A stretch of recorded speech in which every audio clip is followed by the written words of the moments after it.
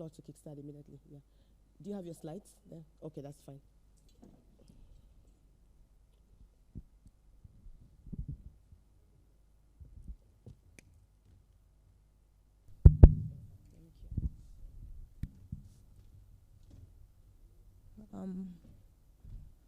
Good afternoon.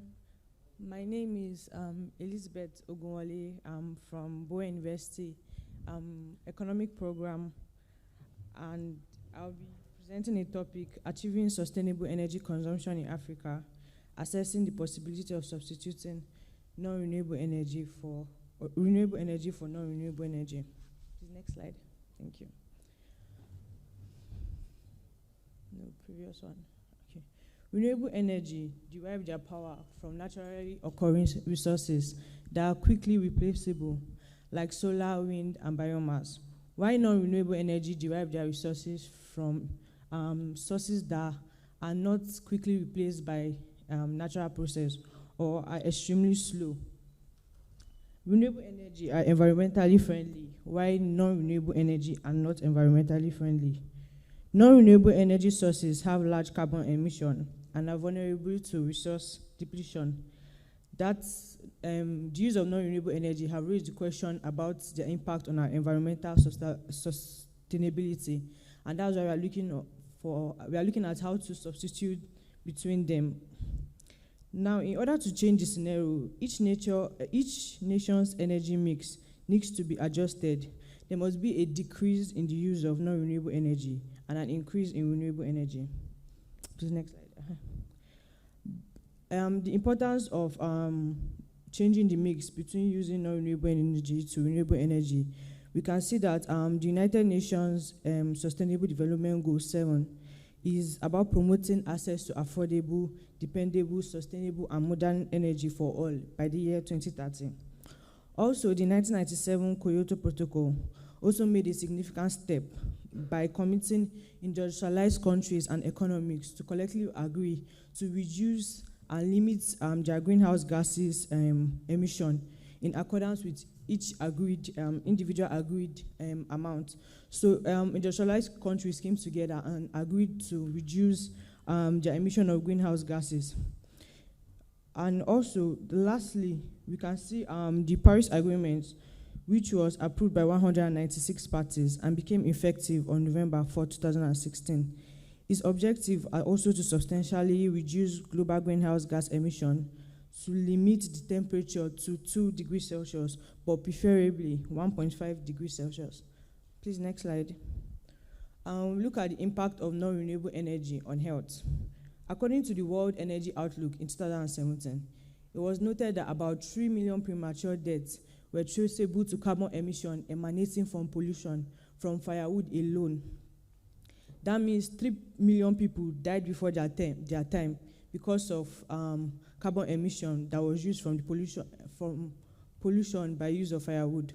Also, a study conducted by Greenpeace and the Center for Research on Energy and Clean Air said that pollution caused by combustion of fossil fuel killed about 4.5 million people worldwide each year. And lastly, the World Health Organization estimates that metal particles linked to the use of fossil fuels cause approximately 4.2 million premature deaths each year. We also look at its impact on the environment. According to a study by the Scientific Journal of Nature, oil reserves will be depleted by the year 2043. You may ask, how is that possible? The problem is that what fossil fuels, which has taken the Earth millions of years to generate, have taken people just thousands of years to use. So we are not giving the Earth enough time to process and generate back these resources. So if we continue with the demand and the projected double demand that has been projected, by 2043, according to this study, oil reserve sources will be depleted. Also, carbon dioxide and other greenhouse gases can both accumulate and emit heat, and this has increased. And according to experts, they have demonstrated that an increase in carbon dioxide also leads to increase in heat in the atmosphere, and this is why the Earth's temperature is increased. Also, according to Climate Resistant Handbook in 2018, increased carbon emission are to blame for the year 2017 increase in the occurrence of natural disaster such as hurricane, wildfire, heat wave, and drought. California have experienced one of the wildest wildfire ever, and it has about more than 2,000 wildfires from the year 2000 to this year, which has led to loss of properties, loss of infrastructure, and even loss of life. So we can see that non-renewable energy doesn't just affect us, our health, or our environment. It also costs us money, because according to the Climate Risk Handbook, it costs about $30 billion in fortune losses worldwide. One of the consequences of air pollution also is acid rain.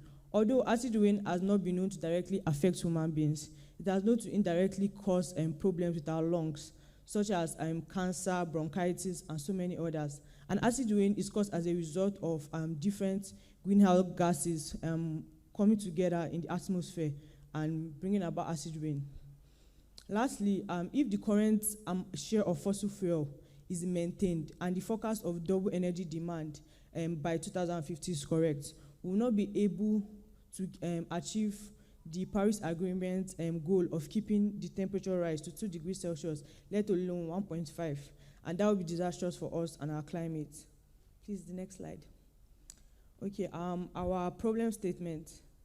There have been very few research done to examine the possibility of interface substitution between renewable and non-renewable energy in Africa.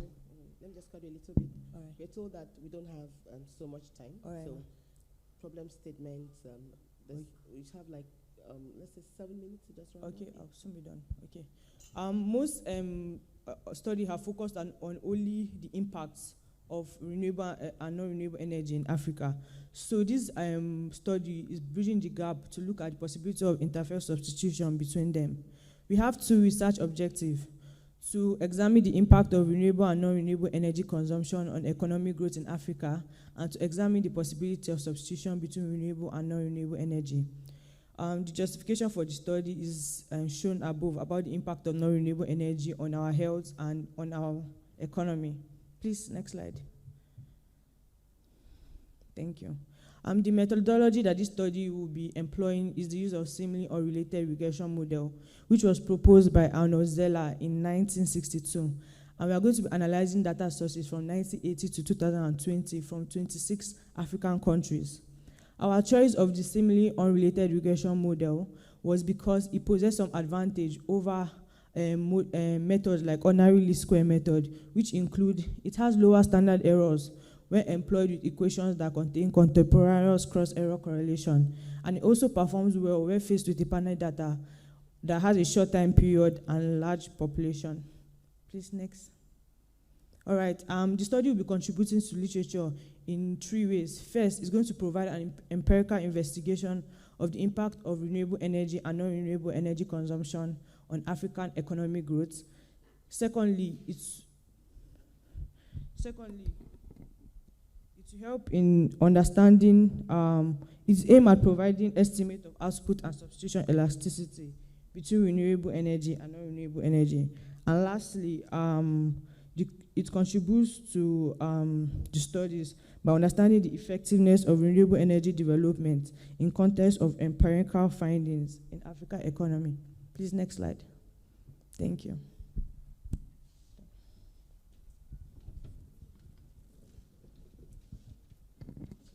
Thank you so much for that presentation. Welcome. I don't know whether I didn't hear your findings. Did you? No, it's not completed yet. It's just a proposal. Oh, it's just a proposal? Yes. Oh, okay. Okay. All right. Yes, ma'am. Okay. So we've all heard what has been proposed by the group to do. So it's at so the first thing is the first stage is just to tell us, just like a proposal of what they intend to do. So please, to the floor, do we have any question to ask, or do we have any contribution to make to the proposal that has just been presented to us? Can we indicate?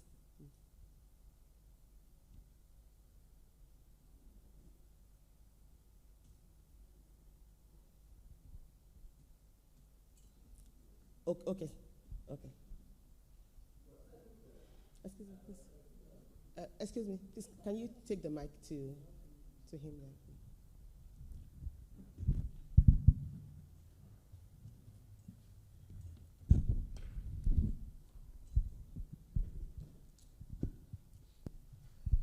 Thank you. Thank you. I think I love the presentation. It was interesting. But I think you are, since it is a proposal, and you are raising issues about the effect of non-renewable energy, I want you to incorporate in your work. When you raise the problems, you also give us a solution. So in the course of your work, you also let us know, now that you are highlighting the effect of renewable energy, what is the way forward? What will you want us to do? How is the issue going to be resolved? Secondly, you also made allusion to some international instruments like United Nations Convention on Climate Change. We talk about the Kyoto Protocol. Those are international instruments that make provisions for renewable energy. To what extent have these international instruments been observed or been enforced? Are they practical, or they are mere documents that have been signed and assigned to the archives? You also consider that part of your work. So that there is a trend in Nigeria, for example. Nigeria is signatory to many international instruments, but they are not being enforced locally. And so you have to look at that. How are they effective? Under international law, there is a moral obligation to keep to terms of agreement. So you look at that as part of your work. I think that is my contribution.